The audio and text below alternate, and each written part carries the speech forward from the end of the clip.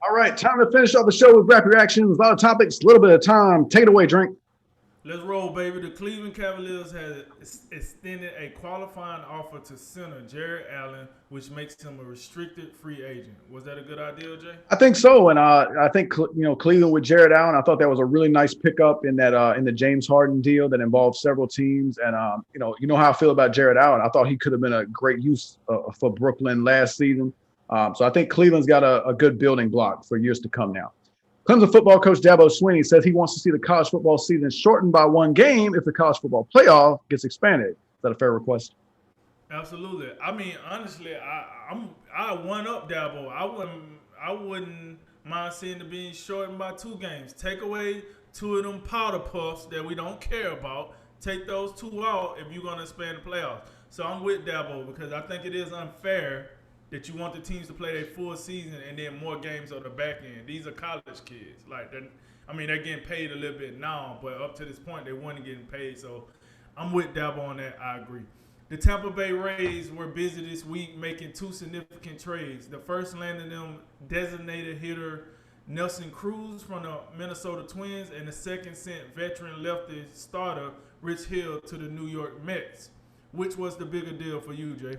I think the acquisition of Nelson Cruz is just what they needed. The Rays offense, they lack big names. They're not as impressive as some of the other offenses in the American League are. So I think getting a big right-handed bat who's a true slugger is going to get it done for you in the middle of your lineup. I think that was a big deal. I think the loss of Rich Hill matters, but I think Tampa Bay has enough pitching depth to where manager Kevin Cash will be able to compensate for that. The Los Angeles Lakers have extended a qualifying offer to second-year guard Taylor Horton Tucker, and that's going to make him a restricted free agent. How much money will be too much to spend if another team makes an offer to THT? It's hard to tell. The Lakers have been pretty frivolous. I messed that word up, but they've been pretty tight to the wallet since LeBron been there with AD and just some of the money they've been spending. But here's what I do think about. Listen, you did not trade for Kyle Lowry because you didn't want to get off THT. So now you make him a restricted free agent. So I do think you better be ready to spend some money because the rest of the league seen that you didn't want to get off him for a reason. I think he's performed pretty good, but I'm not quite sure how much money will be too much because you know how the NBA is. They spend kind of crazy. It's some guys that get overpaid every offseason. So yeah, it's hard for me to answer that question, but I definitely do believe whatever he's offered, the Lakers should definitely match. So he shouldn't go to another team. Saints wide receiver Michael Thomas reportedly underwent ankle surgery in late June, which could cause him to miss the start of the regular season. Your reaction to that? I'm not gonna lie to you, it had a little bit of a Scottie Pippen last dance feel to it. Like why are we waiting so long into the off season to have this operation done? Like so that was my uncut reaction to the Michael Thomas surgery news. The Packers and wide receiver Devontae Adams are not expected to reach a contract extension at this time, and that raises more questions about his future as he enters the final year of his 4-year contract. How much of this has to do with the situation around quarterback Aaron Rodgers? I think this have a lot to do with Aaron Rodgers. Remember when we did the Thursday show, I said I think he'll be back during training camp because you don't see this affecting other players. And then sure enough, I say that, and then here come Devontae Adams like, yeah, it ain't affecting other players, all right. So I think Aaron Rodgers got a lot to do with this. I think the writing on the wall, Devontae Adams saying, I don't want to stay with you guys longer if you're going to give me a quarterback that's going to hurt all the work I'd have put in to this point with Aaron Rodgers. So he said, hold up on the contract extension. We'll get back to it later. Let's figure out Aaron Rodgers first. New York's Yankees starting pitcher Corey Kluber believes he will return to pitch again this season after throwing a light mound session yesterday. Kluber has been out since May. When do you think he'll be back on the hill for real?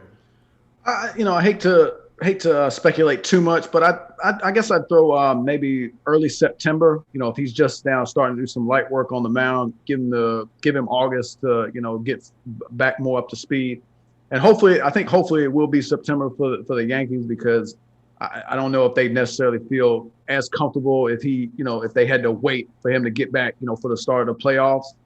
So hopefully, for the sake of the Yankees, he can cut back in September, try to build up his stamina again, and then he'll be locked and loaded for the playoffs. The NFL Network's Mike Garofalo says sources say the Seahawks are going to be making Jamal Adams the highest paid safety in football before the start of the season. Is that a good idea? I just feel like that money could be spent somewhere else. I don't don't get me wrong, Jamal Adams is phenomenal safety. Could we just not spend the money on the offensive line? I don't know. Last time I checked, offense kind of like sell the tickets and win. Okay, whatever. I mean, listen, if Seattle want to do that, then by all means, Jamal Adams is not a bad guy to do that with. But at the end of the day, I just feel like the money can be spent better. Ohio State football coach Ryan Day believes money earned through name, image, and likeness should be spread out amongst players. Do you agree with him? The only way I'm agreeing with that is if like teams are able or companies are able to like do a group thing with multiple players or a team and sponsor all of them, and then every player gets some money that way.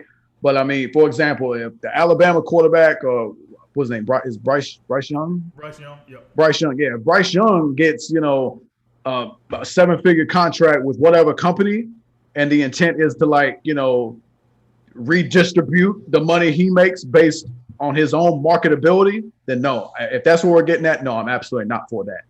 Last one tonight is UFC Vegas 32. It's Sanhagen versus Dillashaw on ESPN and ESPN Plus at the UFC Apex in Las Vegas. The main event is a bantamweight fight between the number 2 ranked contender Corey Sanhagen and the former bantamweight champ TJ Dillashaw. Who you got, Drink? Yeah, I'm taking Corey Sanhagen. A little context of what's going on here. TJ Dillashaw is coming back off a 2-year ban for he tested positive for a performance enhancing drug called EPO. And then even before he got banned, he lost his last fight to the then flyweight champion Henry Cejudo. So with that said, he's coming off a loss. Then he's been off for 2 years. It's very hard for me to see him coming back with that pop and zazz. And oh, by the way, he won't be using the OPO or the EPO that he was popped for. So I don't know how much that had to do with his performances in the past. So with that said, I'm taking Corey Sanhagen. I had my money on him, getting a knockout or a technical knockout. So I'm gonna stick with that. I think he wins this fight by a knockout or technical knockout because I just don't believe TJ Dillashaw is going to be where he needs to be at in this fight. All right, well, that concludes this weekend edition of A Drink of Wisdom. As always, like, listen, share, subscribe. We appreciate all your support, and thank you for joining us. I'm Jay Watts. And I'm Nathan Drinker, and remember, make tomorrow better than today, and make today better than yesterday, and you know what we going to do. We going to holler at you until next time, babe.